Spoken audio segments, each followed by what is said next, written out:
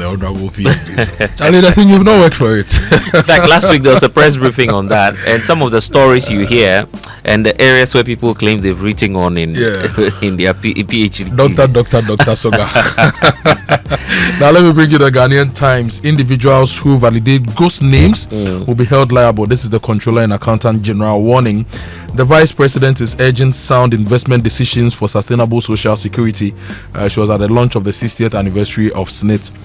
And yesterday Elvis Daku wrote in the Finder how we are losing money because of the inaction of some institutions, and it was basically based on SNIT's investments, and we need to look at that. If you are 60 years, you'll be going on retirement. Now SNIT is 60 years and is going on retirement. Can SNIT look at itself and say, I really invested right for my retirement, and I'm investing right for the Ghanaian?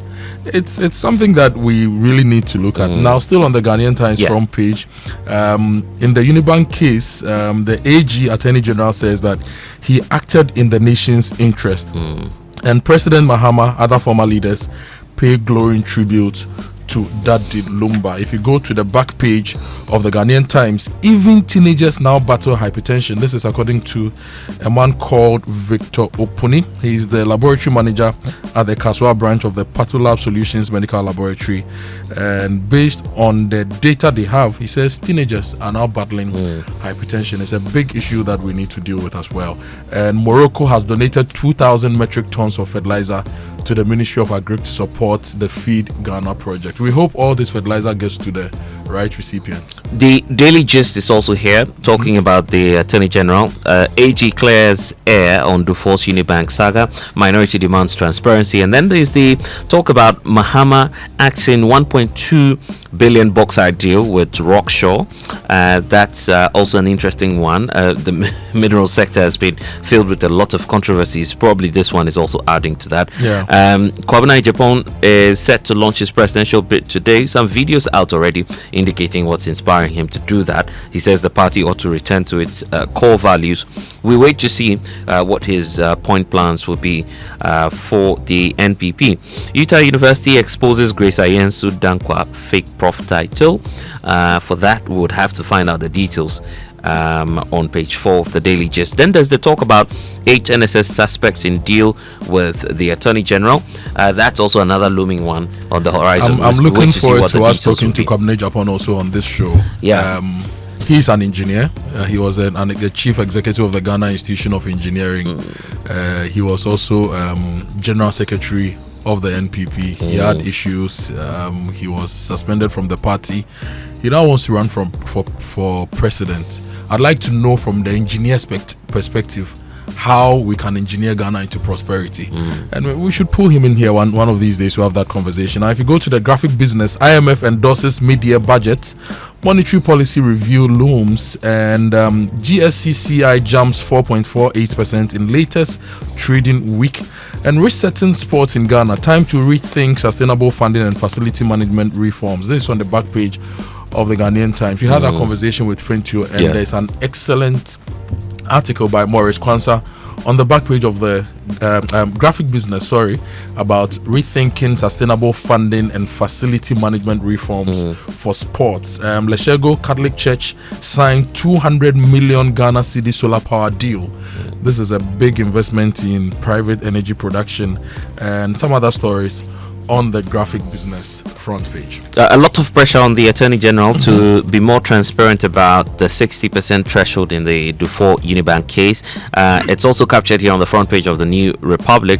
Ayini on the ropes. Angry Ghanaians demand action, not excuses. In fact, there are some think tanks and their leaders.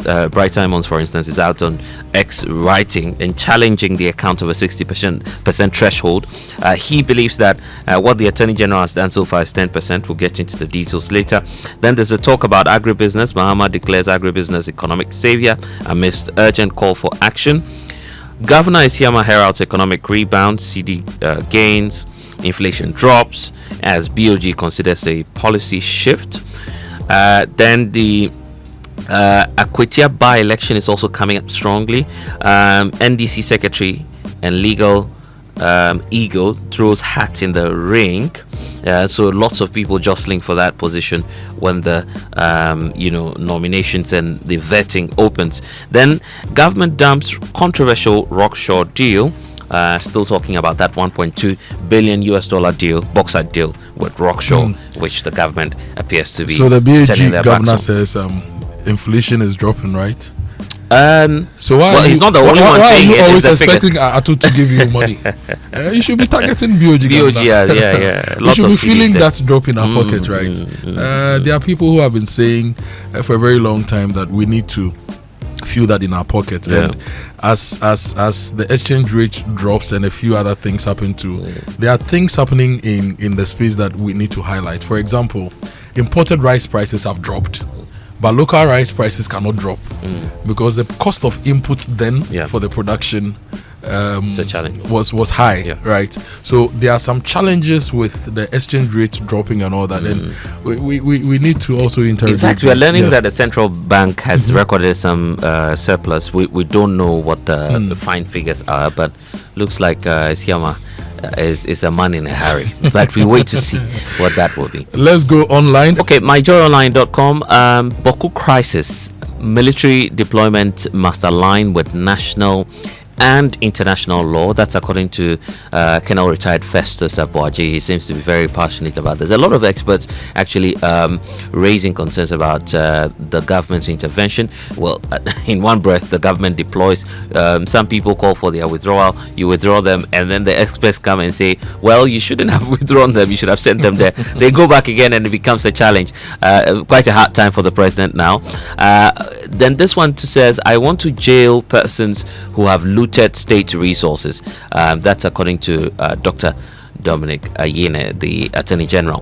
DVLA goes fully digital with sticker-only drive from port numbers from August 1. When I saw the flyer, immediately, in fact, I was wondering if it was a scam or it was actually the case, because someone had taken a picture of it and circulated it on social media, indicating that DVLA appears to be doing something fishy. But now it's official. It appears that they're going digital. You know, the day we spoke to the DVLA boss, he said that they were going to do this to prevent the fraud in the system. Oh, okay. And that with the number plates, people used same number plates several times for different vehicles, and they're losing revenue. So with the sticker, they can assure revenue and also prevent fraud in the space. Okay, then it sounds good then. Don't just report irregularities, tell us the recoveries. Dr. Odro Osai pointing that out as he fires the Auditor General. Minority threatens court action over AG's decision to drop the charges against Dr. Duffuor. So some interesting time happen ahead there for the former finance minister. Ghana mourns Daddy Lumba tops Apple Music, 30 songs flood top 100 list. So talks about the impact of the individual we are talking about here. Let's check out other news websites. The Business and Financial Times is also here. Talks about the fact that BOG is facing crucial decisions on policy rate, probably as to whether or not to cut them at this time and how to cut them. Always a challenge for any central bank governor. Smuggling surges in raw rubber raises concerns over some enforcement failures, and also there's a talk about Stanbic Bank calling for some structural reforms to sustain forex gains. These are some of the stories on the Business and Financial Times. I think there's one interesting one on the small scale gold exports passing large scale sector for the very first time, and is driven by gold board reforms according to the finance minister. As for gold board, why? They are giving you data that based on their aggregation strategies, we are now officially exporting more gold from the small scale sector than the large scale sector. Was it early this year or last year? The Chamber of Mines were hosting them on Upfront, and they were like, gold board is just dealing with about 40% of the market share. Now they're doing more exports than what the main large scale companies are doing. It's the just historical gold export figures.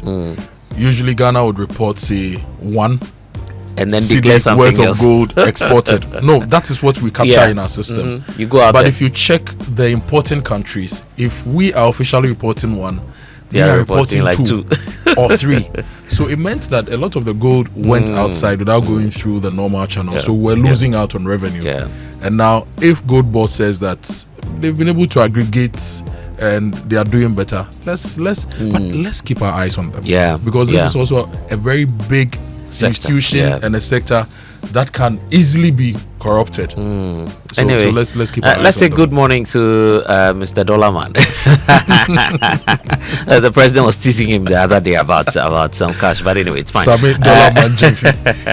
Anyway, rising public wage bill threatens fiscal stability. That's according to the Controller and Accountant General. He's been warning about the public wage bill and how it's threatening our economics. Well, 3 pick nomination forms for NDC Akwetia primaries, also cut policy rate by 3% to boost business growth. That's according to the GNCCI to the Bank of Ghana. Ghanaians still struggling despite economic stability claims. And that's the former the former Minister of State in charge of finance. At some point, Deputy Minister for Finance. Anyway, she says we are struggling in spite of the economic stability. So she first of all is admitting that there is relative economic stability now. That's the first claim she cannot dispute, because she's saying despite economic stability claims. Then the second one is that she wants us to believe that Ghanaians are suffering, just as Dr. Mahmoud Bawumia told us some time ago. Are we suffering? Are you suffering? Well, I don't know. We should be asking Honorable. Anyway, we need to talk to her. The Duffuor case is also up. 60% recovery, not enough to abandon prosecution. So that's according to the former Deputy Attorney General Tia Yeboah. So quite a lot of pressure on Dr. Duffuor. I'm wondering why so many people are concerned about him. Well, because it was a big story. He was governor of the Bank of Ghana. He became finance minister. He was a big businessman. And the amount quoted in that particular case is also not a small amount. Okay, it's billions of Ghana cedis. So we need to be worried. And that story is actually the center spread story in the Ghanaian Times. The AG says that he acted in the nation's interest, and Julius Yaopetechi writes for the Ghanaian Times that the Attorney General and Minister of Justice, Dr. Dominic Ayine, has defended the decision to drop criminal charges against former Finance Minister Dr. Kwabena Duffuor and 7 others, saying it was in the best interest of the states. He said the move, known legally as Noli Prosequa, was necessary to help the state recover 3.3 billion Ghana cedis in the collapse of Unibank. You know what? Let's listen to him and some of the things that he said so far with respect to the cases that he is investigating. And we'll start with the NSS case and we come to the other cases. This one is what he said on the NSS issue. Trials have commenced in the case of the Republic versus Kwabena Duffuor and 3 others, and that of the Republic versus Solomon Asamoah and another. That is the SkyTrain case. In the Kwabena Duffuor case, we are calling only 3 prosecution witnesses. Our first witness has concluded his testimony. But for the third accused person's sudden withdrawal in open court of her lawyer's service, our first witness would have been discharged to give way to the second prosecution witness to start testifying. We expect our second witness to start testifying before the beginning of the legal vacation on July 31st, 2025. In the SkyTrain trial, we have concluded the case management conference. It is important to add that, but for the change of solicitors and the multiple medical excuses of the second accused person, that is Prof. Ameyaw Ekumfi, and recently of the lawyer for the first accused person, we would have called 2 of the 6 witnesses by now. So that is the Attorney General, Dr. Dominic Ayine, speaking on NSS and also speaking on the SkyTrain matter. Let's bring you some of the other things he said yesterday. It has been said that by setting a minimum threshold of 60% for the recovery of assets as a condition for filing a Noli Prosequa or terminating the banking sector cases, I have cut a deal which permits persons who have stolen or looted public funds to walk away with 40% of the loot. At least that is the narrative, by some sections of, the Ghanaian populace, particularly from our opponents in the MPP who were responsible for all this mess. Indeed, one writer on Facebook compared my decision to the situation where someone has stolen 6 goats and is being told by the prosecutor to return 4 goats and keep the 2. But my fellow countrymen and women, now this may seem like a joke, but it's a very serious expression of the sense of justice of our community. And it is something that I have used, to, get people who have come to me for plea deals to check them to think about the community's sense of justice. So, it is not lost on me. And I wasn't surprised when I read this on Facebook. But the goat thief analogy, intriguing though it may be, is an oversimplification of the matter. The good thief analogy. That is Dr. Dominic Ayine. Last week too, we had a lot of conversations about oral, especially when it emerged that they had agreed with Duffuor to pay 60% of the funds, and people said that oral is no longer Operation Recover All Loot, right? It's now Operation Recover Some Loot. He has something to say about oral as well. Let's bring that to you now. 2017. By this time, how many people were convicted by the NPP? How many cases were filed by the NPP? In fact, trials hadn't started in any case, because remind you, as a senior member of the NDC legal team, I was almost invariably involved in most of the cases that were brought. Or I used to, sometimes if I'm not counsel, I will attend court. By this time, in 2017, had they convicted anybody? They are the ones who are leading this narrative that there is a delay in oral just to give us, a sense of desperation, make us look bad.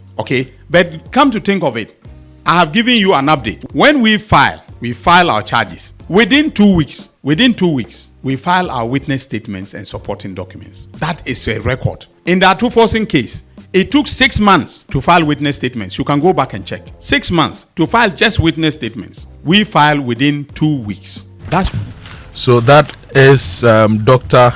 Dominic Ayine, the Attorney General, giving us updates on the various cases. So you are a taxpayer, and Dr. Ayine is your man who must ensure that you are treated fairly and you get justice. Are you convinced? Are you satisfied with his explanation and how he's moving? You can share your thoughts with us. 055-11-11997. The Super Morning Show is also live on Facebook, on Twitter, and on YouTube. You can follow the streams and tweet at us at #JoySMS. Okay, other stories?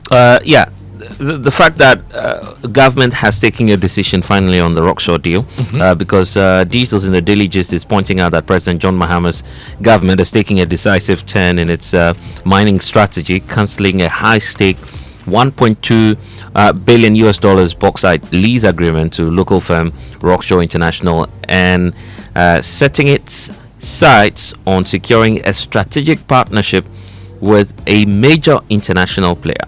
So that's a question that the government ought to answer as to who they are targeting, how they want to approach that, and what they intend to do, because Rockshore held a commanding 70% stake in that Asante bauxite company, with GIADEC and also the government of Ghana owing some 20% and then 10% respectively. So a number of questions on that action. And we are wrapping up. Final story: even teenagers now battle hypertension, is on the back page of the Ghanaian Times. You may want to read that. And next week we'll be talking about the food and our nutritional choices and how they impact on our health. It's all part of the Sustainability Month coming up on Joy 99.7 FM.